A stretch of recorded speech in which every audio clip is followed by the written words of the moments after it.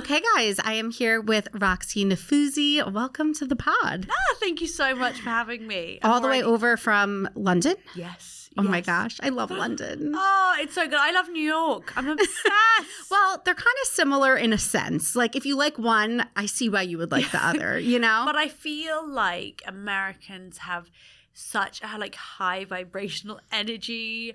Everybody's kind of more positive. I mean, this is from, I'm an outsider speaking. Of course. So I don't know if you'd agree, but I feel like there's just like a higher vibe here and everyone's just like friendly and says hello to each other. It's so nice. Well, I think that's the thing about New York. We get like a bad rep for being rude. And people definitely, like, if you're in an Uber, you're not talking to your driver. Like, that is true. But people are willing to help each other. Totally. I have to say, you're not wrong about that. Okay, funny enough, I told your publicist, so you probably heard this, but we have a mutual connection. Right. So I feel like this moment was manifested for us. I love this. Because we both have a friend in common, Laura Day. Yes. And I was at her house like probably a few months ago, probably like 6 months ago. Yeah. And we were just chatting and she was like, oh my gosh, like I also mentor this girl in London and she just wrote a book and you should check her out. So I bought your book. Oh, you did? Because I was like, oh, I'm going to support her. Oh, I bought your book on Amazon. I started following you and then literally all of a sudden I got this email like, hey, you should record with Roxie. And I'm like, no, I know. Like, it's been written in the... How funny is that? I love that. Oh, well, this is meant to be. I'm just like, of course. Like, I love that. That's how these things happen. Totally. It's so of course. Like, the universe is always working for us. Always working. So you wrote a book. Yes. And it's called, I wrote it down here, Manifest 7 Steps to Living Your Best Life. Yeah. And you're a self-development coach. Yeah. How did you even get into this? And like, have you always been a mindful person or have you always been like working towards manifesting? Like, when did this become a cemented thing that you're like, okay, I'm going to do this? Yeah. So not very long ago because actually, I grew up like totally different to the person I am now. I had like never learned to be happy. I didn't know what it was like to be happy. I didn't have that kind of like emotional safety growing up. And then when I was 20, I found cocaine and alcohol and cigarettes. And I was in a battle of addiction for 7 to 8 years. And within that time, I was also suffering from depression, anxiety. I had absolutely no self-worth whatsoever, no job, no career, no motivation, like nothing. And I felt like those years were just a total blur of parties and hangovers and come downs. And I thought that that's just who I was. Like, I'd kind of resigned myself to a life of unhappiness. And I hit many rock bottoms along the way. But in May 2018, after going on this yoga teacher training course, I'd gone because I used to go on retreats and I'd have like a week where I'd be really healthy and I'd come back and for about 2 days before I'd go on a binge again, I'd feel really good. So I knew there was some kind of happiness in there. So I felt, I guess, that I loved yoga and I had done it throughout all even like through my darkest times. It was like my safe space. So I was like, well, maybe this will be, if I'm there for a month, it will really make like lasting change. Yeah. And also I loved how in the beginning of yoga classes, they would give like inspirational speeches and stuff like that. So I guess from that point of view, I thought, I'm going to teach yoga and I'm going to be able to give people my advice because I always loved giving advice. And that's what I thought I would do. But then I got back from my yoga teacher training course and 24 hours later, I was back taking drugs. And I was like, fuck, like I'm never going to change. So I called my friend Sophia and she was like, oh, you should listen to this podcast on manifesting. And my friend Sophia is like, she's got this like ethereal princess and she is quite woo, like I'm not going to lie. So I really thought that that's what manifesting would be about. And then I listened to the podcast and I realized it was all about self-worth. And I was like, oh, I have no self-worth. So I'm probably manifesting in the wrong direction. That's what's missing.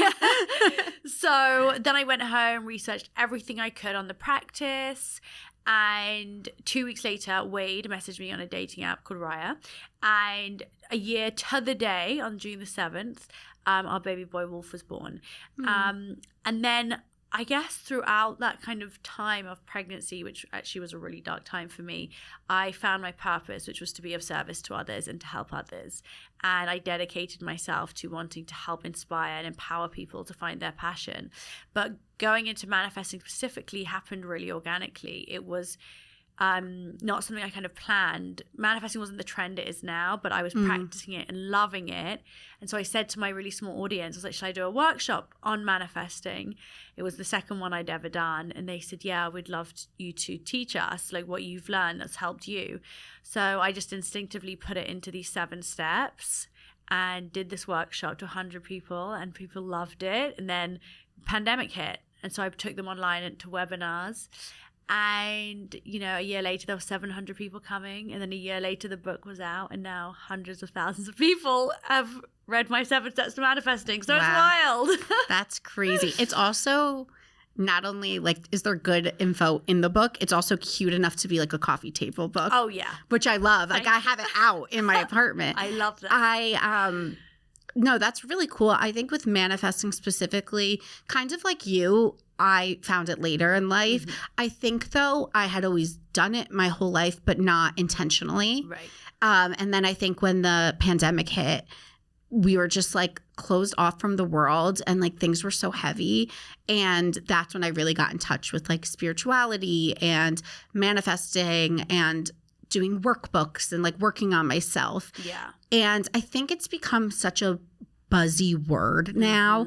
People will be like, oh my God, I manifested this coffee this morning. I'm like, come on. Yes, I'm with you. It's like, you bought that.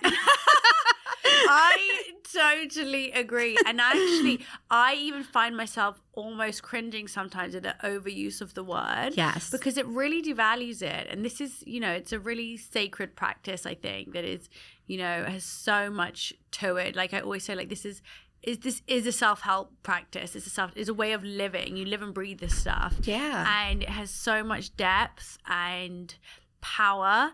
And I think that it's really important for any of us, you know, who know the truth about manifesting, to really debunk those misconceptions so that people realize how amazing it is. Otherwise it devalues it, and then people almost get turned off. So sometimes when I meet people I don't know, and I'm like, I wrote a book, and they're like, what about? And I'm like, manifesting, and I can hear in their head, they're like, oh sure, like that'll, like, fuck that, you know what I mean? And Totally. I have to prove to them in that moment, like, hey, this isn't just what you think it is.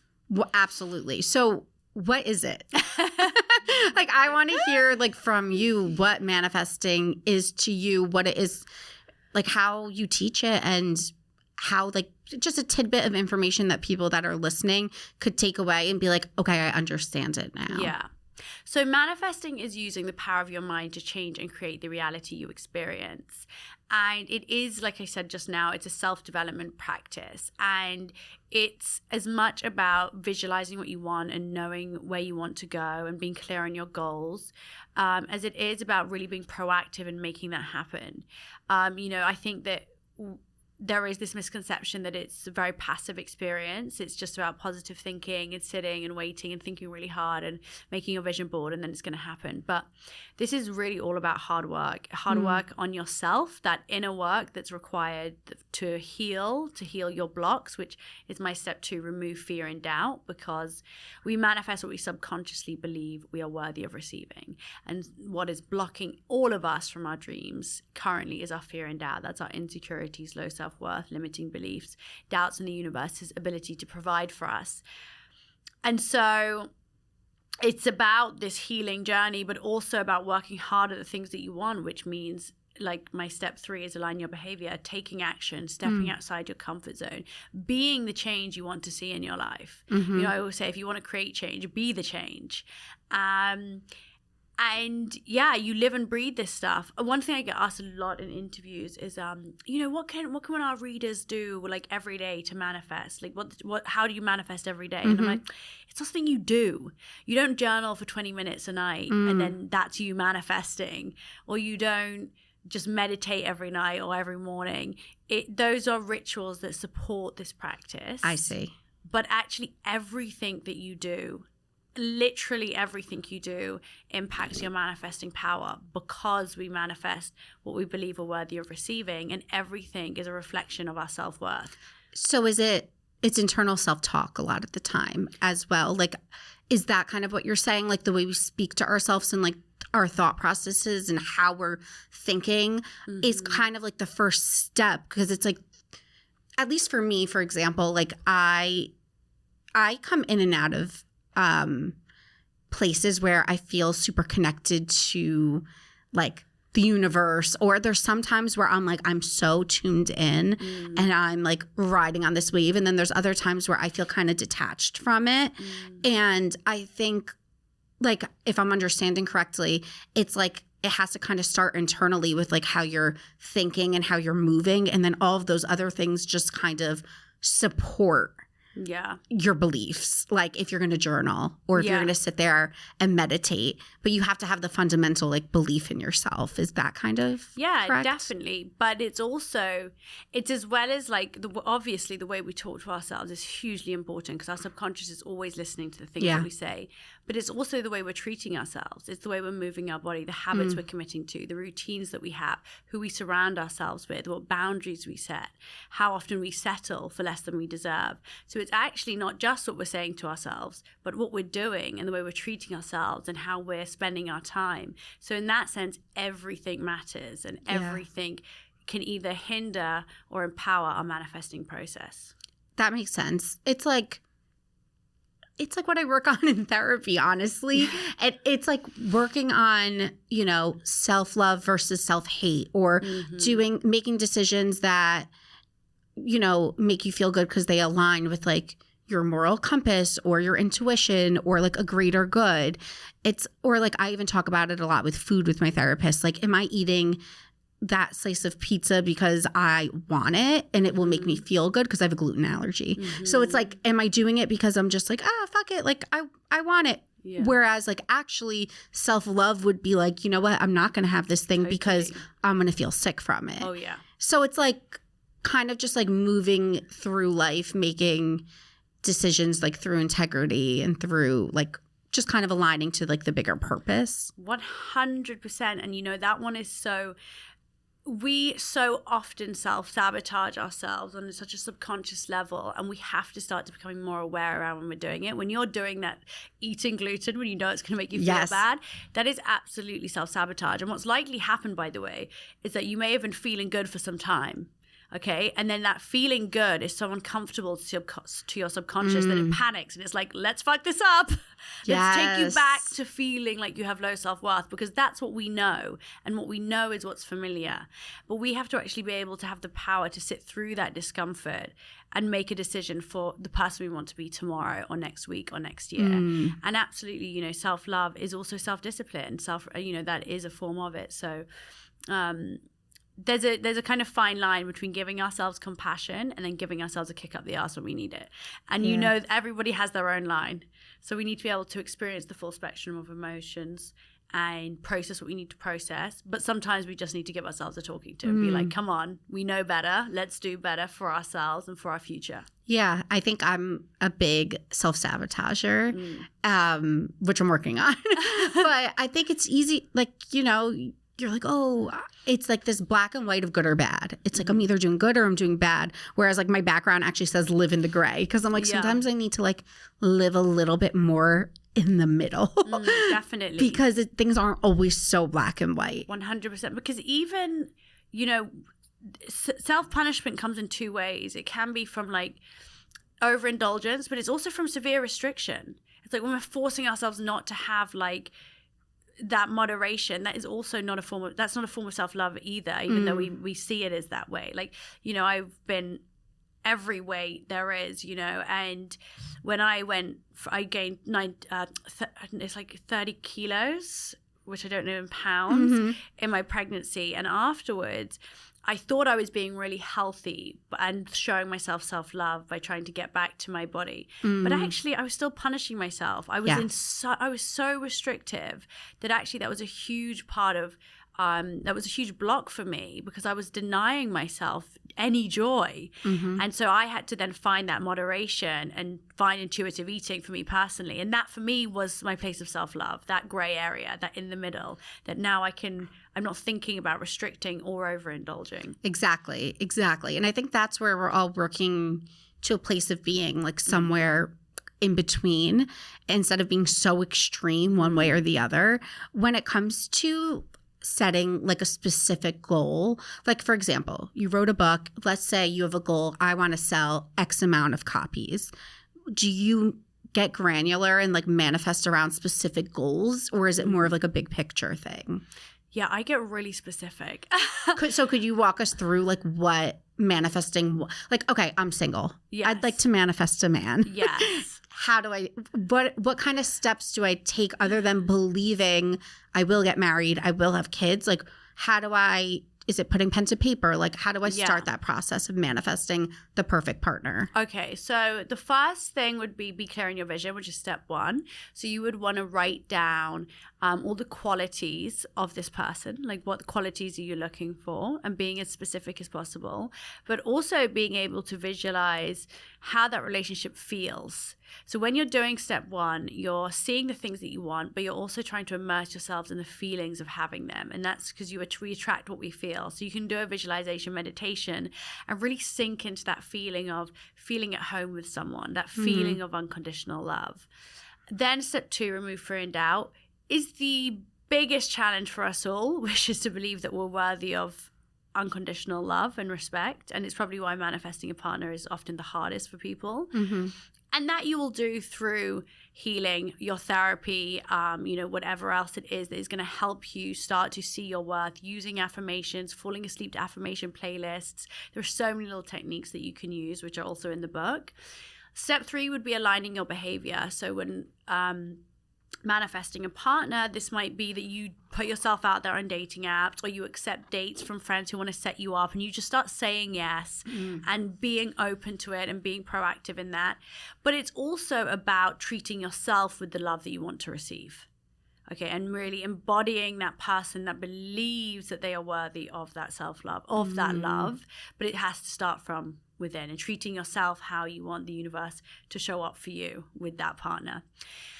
Step four is overcome tests from the universe. And this is actually perfect for manifesting your partner. So when you're on your way to manifesting anything, you'll be presented with tests. And the tests are saying, how worthy do you really think you are?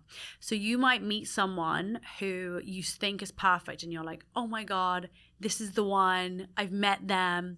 And then they start playing hot and cold with you. That is a clear test. Do you stick around and lower your self-worth because you don't really believe that what you want is coming for you? Or are you able to go, no, this is not what I was after. Like, this is not the unconditional love I was looking for. I'm going to walk away. It might also come in the form of an ex. The ex, I always say, when you're about to meet the one, your exes will start appearing in your life. And they're there to also test you, to say, look, are you going to go backwards, that familiar feeling? Or are you able to energetically, truly close the door to your past?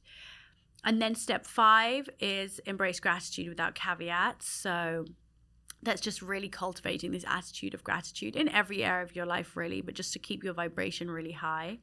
Step six would be turn envy into inspiration. So every time you see a couple kissing on the street or another engagement on Instagram, whatever it is, and that feeling of envy pops in, own it. Like, don't judge yourself for it, and then turn it into inspiration and say, I can't wait to have that for myself. So instead of being like, oh, I can't believe, all I'm seeing is people getting married.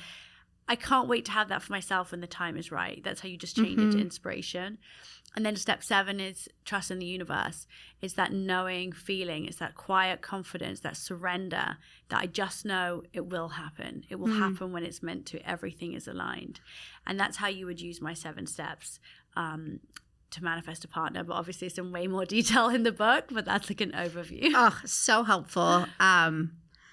I feel like the one thing I've always really had is that belief in like the universe, which is so funny because it's the last step, but maybe I don't do the other things leading up to it. Whereas just with anything, like I'll always be like, well, I know I'll get married. I know I'll be successful. Even if my life is like going to shit. Yeah. I'm like, well, I just know it's going to be okay, which is nice, but it's kind of the stuff in between that gets you lost sometimes. And then also, like I said, going in and out of like a spiritual place, or like I feel like during 2020, 2021, I was like super into like finding a person and like taking all those steps that you're mentioning. And then like this last year, I feel really disconnected from those feelings. So it's like, how do I, like getting yourself back on track. Yeah. And also realizing like you're not always going to be like working at an optimal level. Like, no. And also that's why I think this book has resonated with so many people, because it becomes just a part of the way that you conduct yourself day to day. So you don't fall in and out of it. You don't even have to feel spiritual to do the work that's required, because it just becomes the way that you live, and then it becomes effortless. Because I think when things feel like such an effort, or you feel like, oh my God, I have to meditate every day, you're just never going to do that. There are going to be days you can't be asked, like you can't be bothered, Mm-hmm. So I think, for you as well, like knowing that you're going in and out, that's totally okay. And just being kind to yourself, and just when you notice it, just making like a small change, like even those like tiny like incremental shifts in your daily routine just suddenly just like set you back on track. You're like, yeah. And making little vision boards. Yes. To like start, like to represent a fresh start and like a goal. And it I does like that. work. Because I do one big one for the year, but like doing it, like for example, because I'm moving to LA for the winter. Time. It's like maybe I do one for my time there. Like, what do I want? 100% do it. I'm excited. All right, I'm going going to do it. I'm going on a plane tomorrow, so I'm going to buy some magazines and start doing it. That is perfect. I feel like there's something magnetic about flights. I have this thing. Wait, I feel as you get off a flight, it's a new chapter. I feel the same way about flights. Like I'm scared of flying, but I also feel like they're so magical. Like I started writing a book years ago. I never finished it. I will one day. And I always would say like I write the best on planes. I'm like in the zone on a plane. Apparently it's because of the oxygen. Is that why? Apparently that your brain works a little bit faster. I literally feel my smart. Don't judge me, any scientists listening that disagree, but that's what I heard. I feel my smartest on a plane. I'm like, I could take over the world on Well, this is perfect. Okay, so I'll manifest tomorrow. I'll make my little vision board. Yes. What I'd love to ask people, because we talk a lot about self-care. What does self-care look like to you? Like, what do you do to show yourself that self-care, that downtime, that self-love? So I would say that a big thing for me is firstly like sleep, like getting 8 hours. I just cannot function without good sleep. Yeah. And also obviously, all the obvious stuff, like I do my gratitude practices, I do my skincare routines, I exercise, I wake up early. But the thing that I find is most important for me with self-care is knowing when to rest and stop. I've found myself in burnout so many times, as I know so many people listening will have as well. But I know now when to schedule in alone time. So I like put it in my diary. My assistant, my whole team knows, like, do not contact me in these hours, or this evening is for me to watch Ted Lasso or whatever it is. Yeah.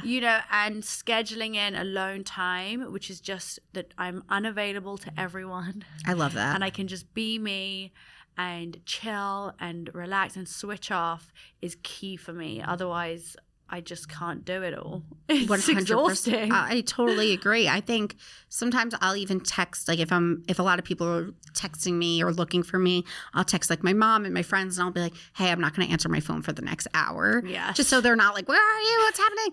And I just like put it down and watch a show. So nice. And I'm just like, because then sometimes like you find yourself, at least I do, watching TV, playing on my phone, doing this, doing that. I'm doing 10 things at once, and I'm like, I'm not even enjoying watching the show. You're because on autopilot. You're on autopilot. And so sometimes I'm like, even just putting my phone down during a show is hard.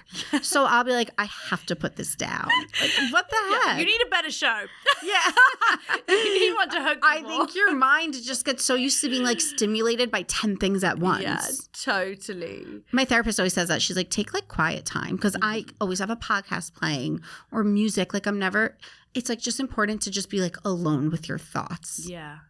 Just to like breathe. Just to breathe.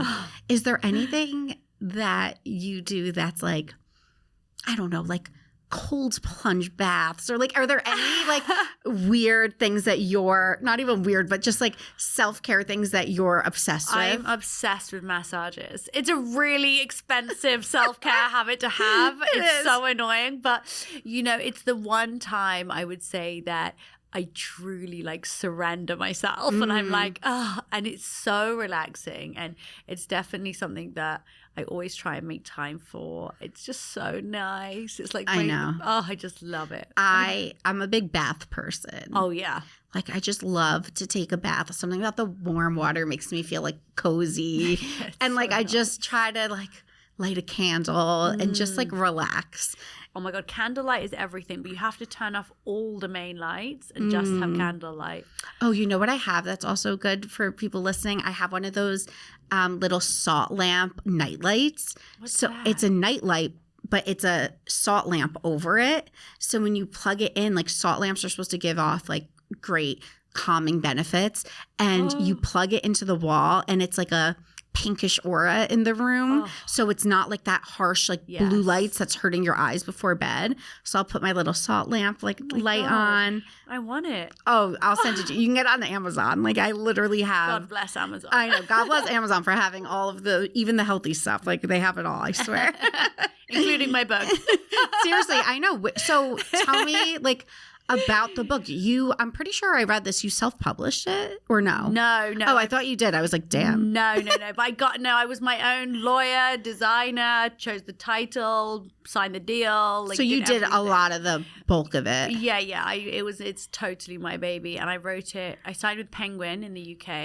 I manifested the book deal, obviously. And I wrote it in like 8 weeks, which was just an insanely quick time. And then I wrote another book this year, also in 8 weeks. So I've been busy, but I really love writing.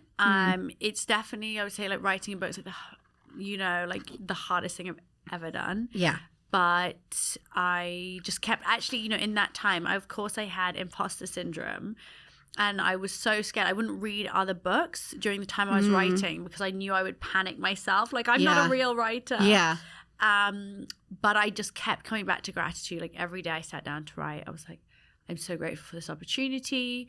And yeah, I think I definitely couldn't have predicted how big it would be. It's only just recently in the US, but in the UK, it kind of just went like wildfire. But I hope it's just because it's so practical and accessible and it's for everyone. And I feel very honored to be helping people on their own journeys and helping them see the light within themselves. I'm not really doing anything. I'm just the messenger, and they're doing all the work. So I'm really lucky. Yeah, but you're the teacher.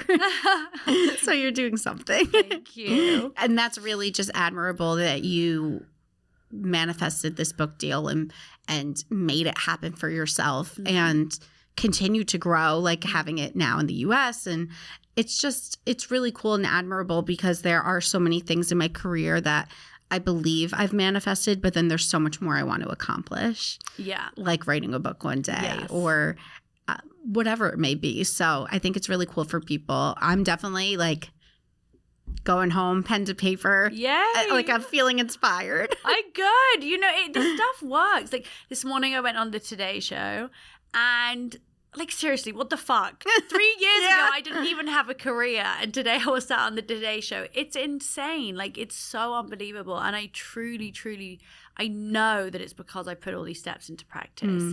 And I feel like I'm a living, breathing example of the book. But, of course, I'm not the only one. Yeah. But, yeah, I love that. I want to inspire people, to just keep going and realize how powerful they are. We always think that there's other people are going to make things happen for us, but we have all the power and all the potential within us to do it ourselves if we just tap into it.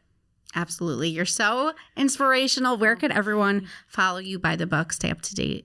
Oh, thank you. It's Roxie Nafousi is my Instagram, and the book is available now on Amazon.com. Amazing. Yeah, enjoy it. And please DM me, people, and Yes. tag me. And yeah, I can't wait to see it. I will share it with everyone too, so Thank they you could so get it. much. Yeah.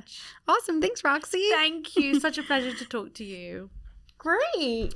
Thank you so much. That was so good. I want to take a picture before. We'll take a selfie. Please. That was so much fun. Let me take a selfie on my phone as well. Do you mind? Oh, no. No, this is my good side. I was like, oh, they were grabbing No, it. no, no.